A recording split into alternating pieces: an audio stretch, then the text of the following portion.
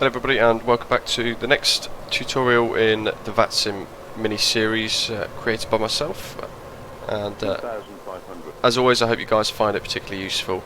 We're making our way into Gatwick Airport and we'll be flying that ILS approach.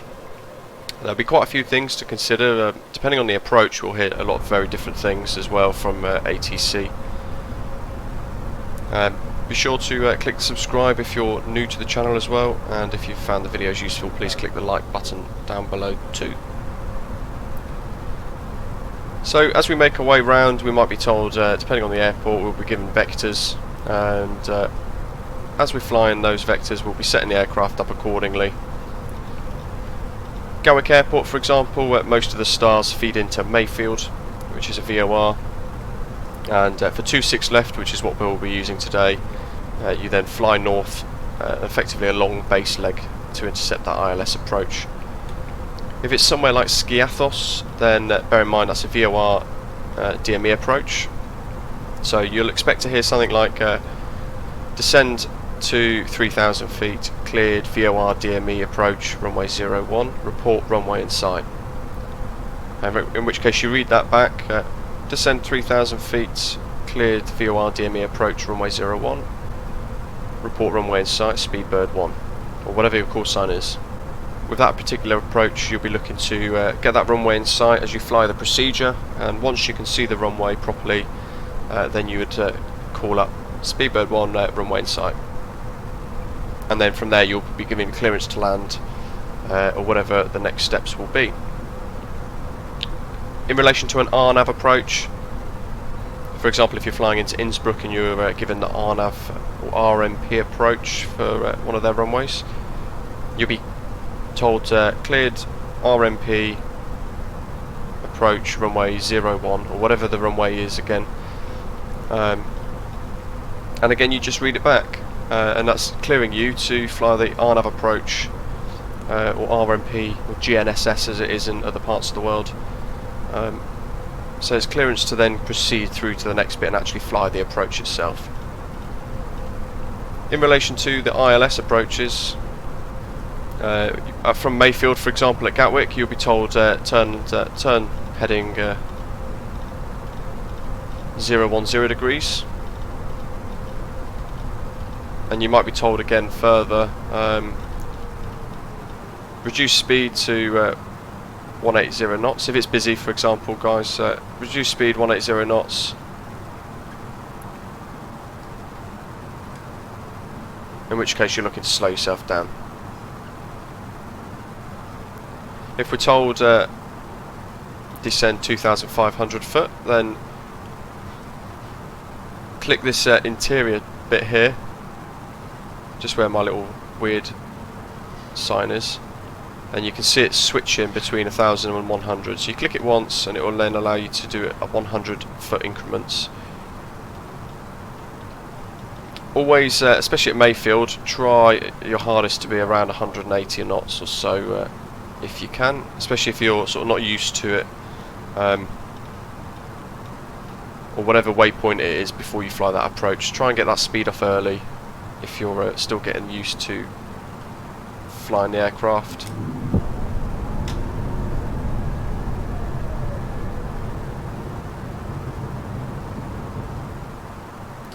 We're in a test PR, so it's doing some odd things like triggering go-arounds and things at random times. So we've been told descend 2,500 foot, turn left 360 degrees, and the next stage will be getting cleared to fly the actual ILS approach. So we'll hear something along the lines of, when we get closer to that USR point we'll be given further vectors, and the controller will be looking to line us up on the ILS approach, roughly where that is on the nav display there. And we'll hear something along the lines of speedbird 1, turn left heading 310 degrees, cleared ILS approach 26 left. And then we read that back, turn left 310 degrees, cleared ILS 26 left, speedbird 1, or whatever your call sign is. One thing that would be useful if you're given a speed restriction, so say for example speedbird 1 reduce speed 160 knots or above until 6 DME. Then put that frequency for the ILS into the RNAV page as a VOR. Looking at the charts, depending on each airport of course, switch that VOR across to 1. When you get 6 nautical miles, then you can fly your normal approach speeds.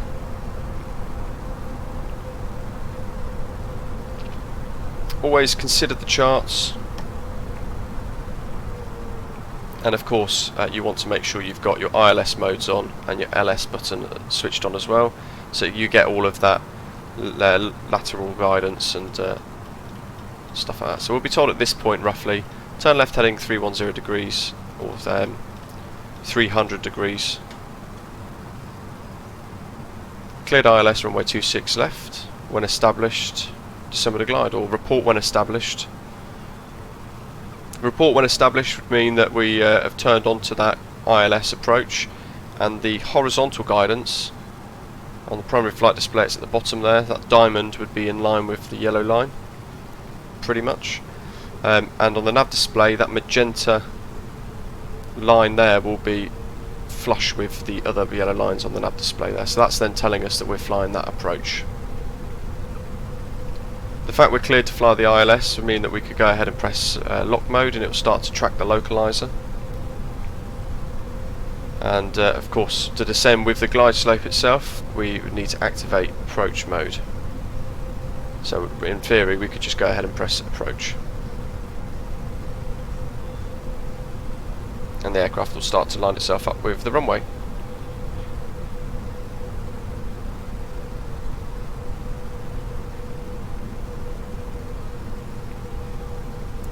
As always, well before this point, make sure you've reviewed the charts so you can give an idea of what you'll be doing. So you can see there from Mayfield we've headed north, and the charts say 003 degrees, and then we make our way in for that final approach with a course of 258 degrees. We've got that ILS frequency there, 110.9, which is what we've also put into the VOR1 tab. And if we scroll down on the charts, we will find the go around information, if we have to declare a go around for any reason, and lots of DME markers and bits as well. Our decision heights are on the charts, so in brackets that's what you put into the DH, and the bits in bold would be your MDA. You might be told on the approach, continue approach number 3 or continue approach number 2, in which case you're just being given a number sequence, so you're being told by the controller that you've got an aircraft or 2 aircraft ahead of you. You might be asked to reduce to minimum approach speeds, in which case get yourself configured to full flaps and try and fly in as slow as possible. So really your approach speed there is what you'll be targeting as early as possible there for that. If you're told to go around, then of course we just fly that go around as we've covered in another tutorial, and we know from the charts for this it will be fly runway heading. Now one thing to note, if you've flown vectors, that heading bug, which is that little blue arrow there, will need to be moved around to that runway heading, so just click it, wake it up so that it's on one runway heading. And as you descend with the glide slope, as we're doing now, you can go ahead and reset your altitude target to your go around. So for us today at this airport, Gatwick, 3,000 foot. So we go ahead and set that. We'd have already called up at this point, say we've established on the ILS, and we've probably been told to contact tower. So we'll have already switched to tower frequency as well. And we might be told on that, contact tower, call sign only on whatever frequency. And you could just call up Gatwick Tower, Speedbird 1, or whatever your call sign is. And they will just take it from there really. If you're giving clearance to land, it will come along the lines of something similar to Speedbird 1, runway 26 left, cleared land, wind 273 at 5 knots or something like that. You'll tend to get a wind reading with it from the tower. We just read back, clear to land, Speedbird 1. If there's multiple runways, you could just you could add in clear to land runway 26 left, or clear to land 26 left, Speedbird 1. So as long as you get that basic information across and you understand the basics of what they're telling you to do, there's nothing really to worry about. Of course, if you're told to go around, then go around, follow those procedures. You might be told at this point, there's an aircraft just touching down, you might be told, Speedbird 1, continue approach, expect late landing clearance. And all that means is you carry on as you would, configure everything for landing as we've already done, and fly that ILS approach, and you might be told, clear to land 100 foot from the ground. So just keep going. You can get very, very late landing clearance sometimes on VATSIM. If you're getting towards minimums and you're worried for whatever reason you're not going to get clearance, and you can see the aircraft still hasn't even got halfway down the runway, if there's one taking off, you could go ahead and just declare a go around if you want to, but it's completely up to you guys, whatever you feel comfortable with. For me, I've been given late landing clearance as high as 50 foot off the ground, to give you an idea of what you can expect. As always on the approach, you want to be nice and stable at 1,000 foot, and stable all the way through from there as best as you can. And from 1,000 foot, you try and fly it manually if you can. You want 2 red, 2 white on the PAPIs. And the ILS approach, if you were flying it, you want the diamonds there along the yellow lines.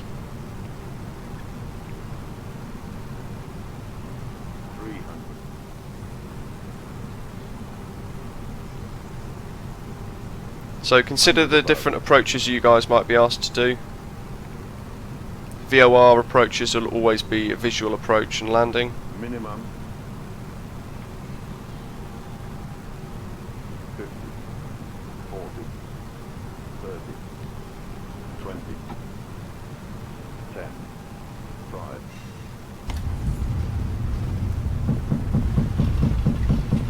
And before you make your way into the airport as well, check the ground charts. One thing that's worth saying, especially on a busy VATSIM event, have a little look at the ground charts and try and plan for an exit if you can, so you can roughly target what turn-off point off the runway you're going to use. If it's really busy, try and pick one that you can achieve that's as early as possible, reasonably anyway, and just taxi off and head towards the next sort of hold point. If it's really busy and you've got an area controller giving you landing clearance, or a approach controller, you could at this point call up Speedbird 1 runway vacated, or something similar to that. If there's a ground controller, you might be told to contact ground at this point, in which case you call them up and you ask for taxi to the gates, and go ahead and, depending on what aircraft you're on, go ahead and just configure it accordingly, having landed, having arrived.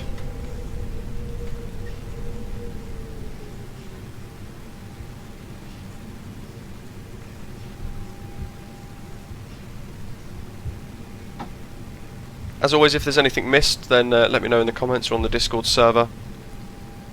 I'll try to keep it as basic as possible, really, without overcomplicating certain aspects of it. And anything I have missed, I'll try and cover in other tutorials. So ILS landings, VOR, DME and things as well, I will try and get done separately, so it's not all one massive video covering 100 million things.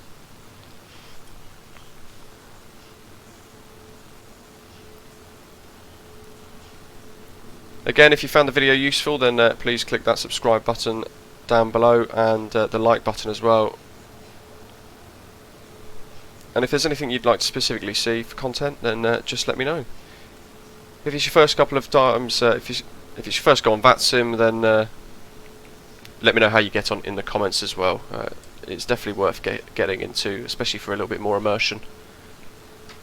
Hope you all tune in for another live stream at some point in the very near future. I hope you find the videos useful, and see you soon. Thanks for watching.